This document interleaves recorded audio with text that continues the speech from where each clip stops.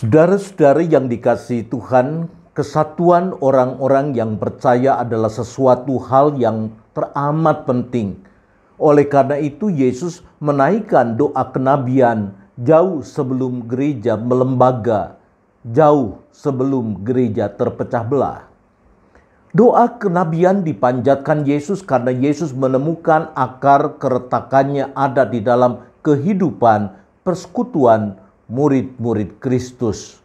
Itu terjadi ketika Yesus masih ada di tengah-tengah mereka.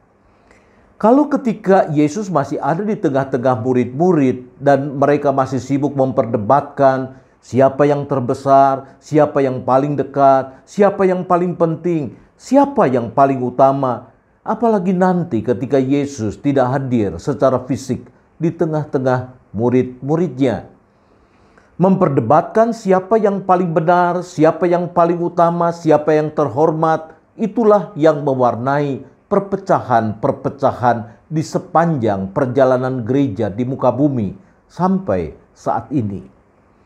Bukankah ketika kita mengatakan bahwa aku yang paling benar, maka sebenarnya tidak ada kebenaran di dalam aku?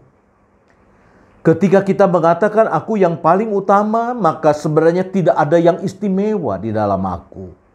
Ketika aku mengatakan bahwa hanya aku yang layak untuk mendapatkan penghormatan, maka sebenarnya tidak ada kehormatan di dalam diriku sendiri. Ketika kita hidup terpusat pada diri sendiri, inilah akar utama dari keretakan yang ada dalam persekutuan murid-murid Kristus. Oleh karena itu, gereja terpecah bukan setelah melembaga, justru gereja terpecah ketika mereka mencari bentuk. Oleh karena itu, apabila kita mencermati surat-surat penggembalaan dalam Perjanjian Baru, potret keterpecahan gereja yang sedang mencari bentuk terlihat begitu jelas.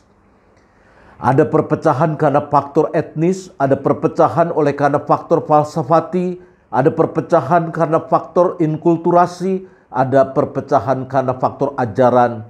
Dan dari semua faktor yang disebutkan, yang paling mendasar adalah egosentrisme dalam diri manusia. Ketika dalam minggu ini kita merayakan hari ulang tahun ke-33 Penyatuan Gereja Kristen Indonesia, biarlah kita semua dapat terus memanjatkan doa kenabian Kristus untuk kesatuan gereja. Sebab kekuatan untuk memecah belah senantiasa terus hadir melalui pelbagai perilaku yang egosentris. Perilaku yang ingin mengutamakan diri sendiri dan mengabaikan yang lainnya. Kita dipanggil untuk mempraktekkan roh kesatuan melalui proses mengosongkan diri, menghilangkan keakuan agar hanya Allah saja yang bertahta di dalam hati dan pikiran kita.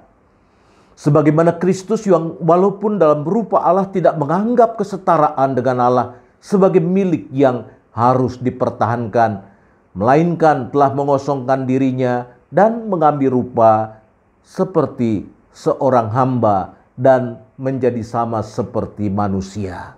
Filipi 2 ayat 6 dan ayat yang ke-7. Tuhan Yesus mengatakan demikian dalam doanya. Dan bukan untuk mereka ini saja aku berdoa, tetapi juga untuk orang-orang yang percaya kepadaku oleh pemberitaan mereka, supaya mereka menjadi satu sama seperti Engkau, ya Bapa, di dalam aku dan aku di dalam Engkau, agar mereka juga di dalam kita, supaya dunia percaya bahwa Engkaulah yang mengutus aku.